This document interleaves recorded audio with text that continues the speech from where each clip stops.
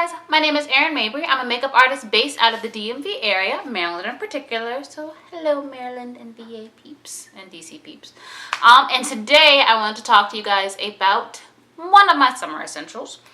And by one of that, I mean my top summer essential, and that is sunscreen. So if you're looking for, actually, yeah, let me get this disclaimer now. If you're looking for good sunscreen recommendations, that's going to be a whole separate video. I tried to film this all in one video and realized it was entirely too long. So that video is coming next week. If you want to learn as to why you need sunscreen and the different types of sunscreens and some, common misconceptions and things like that, that's going to be what this video is for. But if that's not your concern, then, tune in next week for the recommendations video. But if you want to learn a thing or two, then stick around. I'm happy to have you. So, why I wanted to talk about sunscreen is because summer is coming in full force. Spring is here. It's been beautiful outside, at least where I am. Sun is out, blasting, doing its thing. Great as the sun is, and as much as we all love it though, the sun does do some pretty harmful things to the skin. So, for those that don't know, there are these things called UVA and UVB rays. UVA is ultraviolet aging, UVB, ultraviolet burning. So, aka the rays that burn your skin and the rays that cause you to age. Neither are pleasant. Nobody wants either of them. And there's also that whole, skin cancer thing that the sun can cause. So sunscreen's pretty important because it can help protect you against these things. Now, nothing will ever give you, and I don't care if it says SPF 150. Nothing is ever going to give you 100 and total 1000% protection from the sun and all of these things. But these things do help diminish the amount of rays and the intensity they're going to give to your skin. So it's helpful. Do what you need to do to protect yourself. Now, that being said, there are a couple misconceptions that I hear about sunscreen. I think that's one of the main reasons I wanted to make this video, because I hear 10,000 excuses as to why people don't wear sunscreen. Oh, I don't like the texture of it.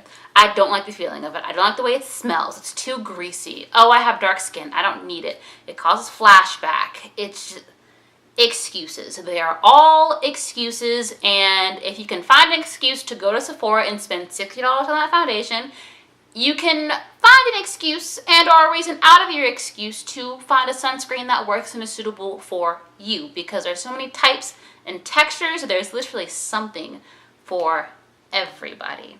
But out of all those things I just listed, I'm only really going to talk about 3 of the misconceptions that I hear very often working in retail. So, number 1, SPF causes flashback. And this one drives me insane, because saying SPF causes flashback is like saying the thermometer gave you the fever. That's not a thing. It's like saying the scale made you gain or lose 10 pounds.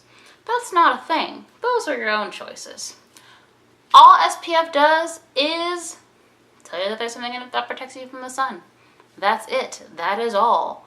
Sun protection factor. That is all SPF stands for. It is saying, hey, there's a thing in here that's going to protect your skin from the sun. Not, oh, I am an ingredient that protects you from the sun. No. No. Oh, it doesn't cause flashback. There are certain ingredients to look out for in certain sunscreens that do cause flashback, and we're going to talk to those when I get to the types of sunscreen. But seeing SPF and being worried about flashback is not something to worry about. Just as long as you know what to look for, you are good. And most cosmetics don't have the ingredients that are going to cause flashback for the simple fact of it's cosmetics. They know you're going to be wearing them on your face, and nowadays everybody's taking selfies anyway, so no brand is going to want to jeopardize themselves like that. But also, baking on concealer and powder 10 times lighter than your face and then taking flash picture isn't going to help a flashback either, but that's not the kind of tea I'm here to spill today. So this one in particular is for my lovely people of color, because I hear this a lot from, us. Oh, I'm beautifully, naturally melanated, and yes, you are. I don't need sunscreen. Yes, you do. Everybody needs sunscreen. People discriminate. The sun, on the other hand, it doesn't. It doesn't care how brown you are. It doesn't care how tan you are. It is going to burn you. It is going to cause you to age. It does not care about what color you are. It does not care how deep you are. I tan. Like, I don't go out and tan intentionally because, you know, I'm brown. Like, I'm okay with this shade of brown. Like, I do see some people that want to be browner, and I'm like, okay, more power to you, but I'm content with my brownness. And it doesn't matter, though, because if I go outside, I'm still going to tan because I tan like that. Like, I have about 3 different tan lines going on right now, and I probably, camera shot, I'm not going to pick up, actually, you might see one, like, right there.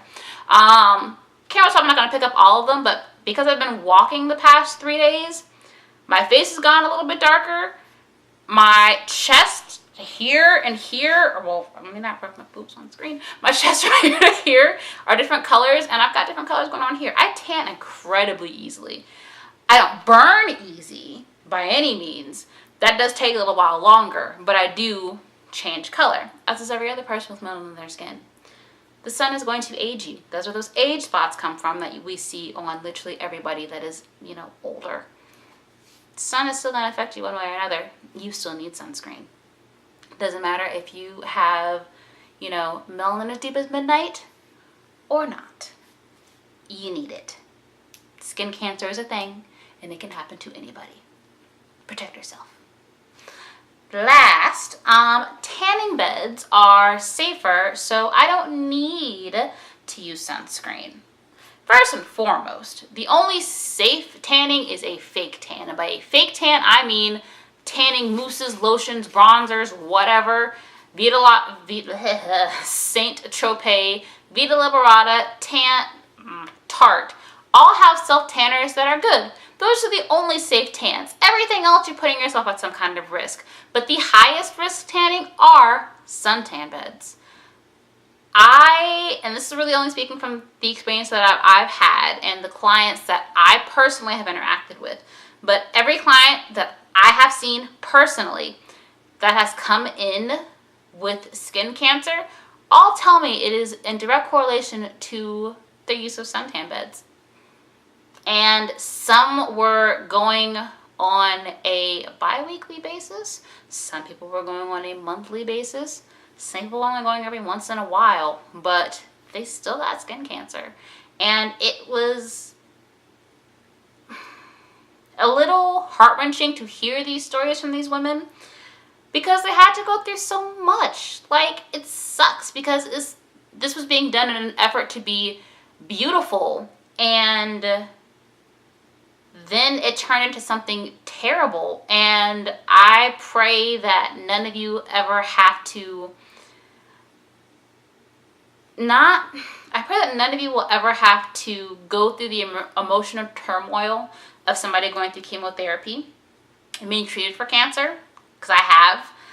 And it is such a draining and process for everybody involved emotionally, and especially for the person that is going through it. And I don't wish that on anybody. It is so bad. And, you know, I'm always grateful to these women for opening up, because some people are very personal about it. Like, it takes a lot to talk about. And I appreciate these women that do open up to me and do talk to me about these things. And as a result, and as a way of saying thank you to them, I tell everybody, avoid the tanning beds. Just go outside or get a fake tan. Like, just avoid the tanning beds. Just avoid them. But I'm gonna step off the sad soapbox for a second. If, you know, you want some recommendations in terms of products, again, in my next video, I'm going to be showcasing some things that I love personally and things that I've heard pretty good reviews about. But that's pretty much it for this video, because I just had to get off my soapbox and, you know, say everything I had to say about all that. So yeah, sunscreen good, suntan beds bad, wear sunscreen, do your thing. Now, that's it. Until next time, later YouTube.